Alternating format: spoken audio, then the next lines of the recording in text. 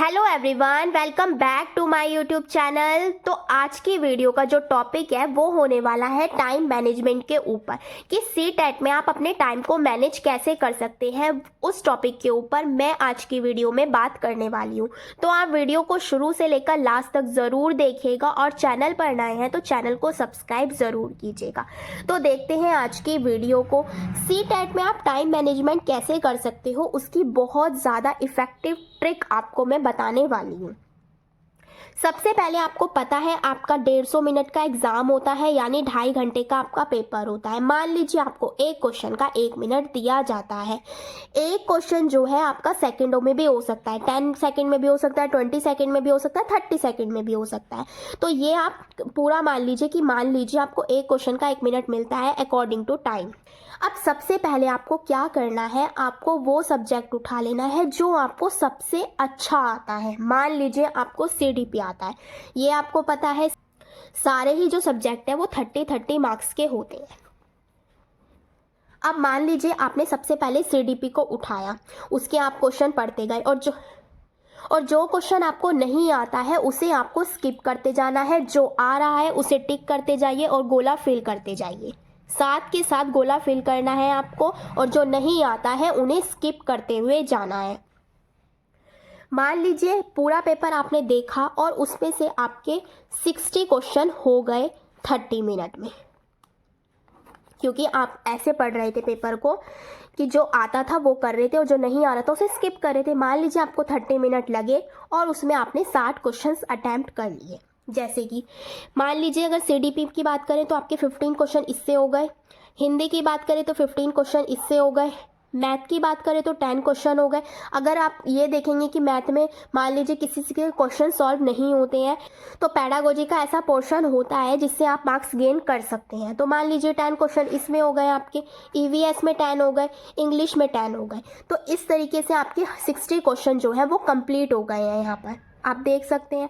अब आपके पास कितने मिनट बचे, तो अब आप देखेंगे आपके पास अभी भी 120 मिनट शेष बच रहे हैं और आपके पास क्वेश्चनों की संख्या कितनी बच रही है, 90। अब देखिए यहीं से आपने अपने टाइम को मैनेज कर लिया।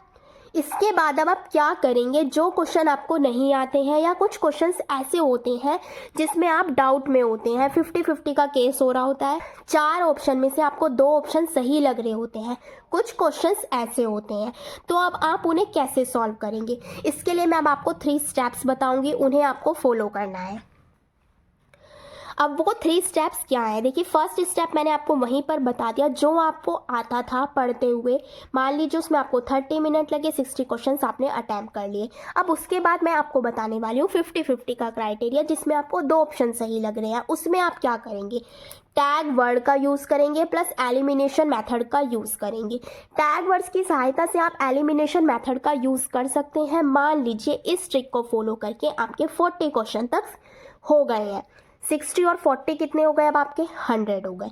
और इन क्वेश्चंस को अटैम्प्ट करने में मान लीजिए आपको 40 मिनट ही लगते हैं। पहले कितने मिनट लगे थे आपको, 30 मिनट। अब कितने लग रहे हैं, 40, यानी टोटल कितना हो गया, आपके 70 मिनट कंप्लीट हो गए हैं और आपके 100 क्वेश्चन भी हो चुके हैं। 100 क्वेश्चन को करने में आपने 70 मिनट लिए। अब आपके पास कितने मिनट शेष बचे, आपके पास 150 मिनट थे।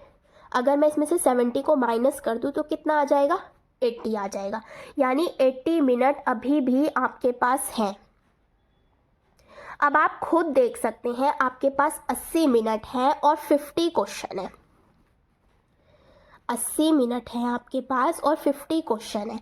आपको करना क्या है, अब जो आता नहीं है, पर इनमें से भी जब जो कुछ नहीं आता है, अगर इन्हें एक बार और आप ध्यान से पढ़ेंगे, इसमें से भी आपके 10 क्वेश्चन इजीली सॉल्व हो जाएंगे, यानी 50 क्वेश्चन में से भी 10 क्वेश्चंस और आपके सॉल्व हो जाएंगे अगर आप बहुत अच्छे से और दिमाग लगाकर दोबारा से उन क्वेश्चनों को पढ़ेंगे। क्योंकि कभी कभी ऐसा होता है फर्स्ट टाइम में उस क्वेश्चन का आंसर हमें नहीं आ पाता है, लेकिन हम 2 से 3 बार पढ़ते हैं ना तो हमें उस क्वेश्चन का आंसर आ जाता है। तो मान लीजिए ऐसे हैं 10 क्वेश्चन 50 में से जो आपके और हो चुके हैं। तो अब आपके कितने क्वेश्चन हो गए, 110, यानी अब आपके 110 क्वेश्चन हो चुके हैं। अब इन्हें करने के लिए मान लीजिए आपने 20 मिनट का समय ले लिया। इन 10 क्वेश्चन को करने के लिए मान लीजिए आपके 20 मिनट और चलेगा इसके अंदर। तो कितने हो गए अब आपके?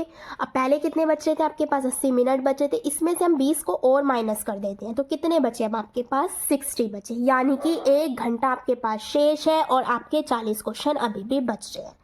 तो इन 40 क्वेश्चन को आप कैसे कर सकते हो? तुक्के से कर सकते हो।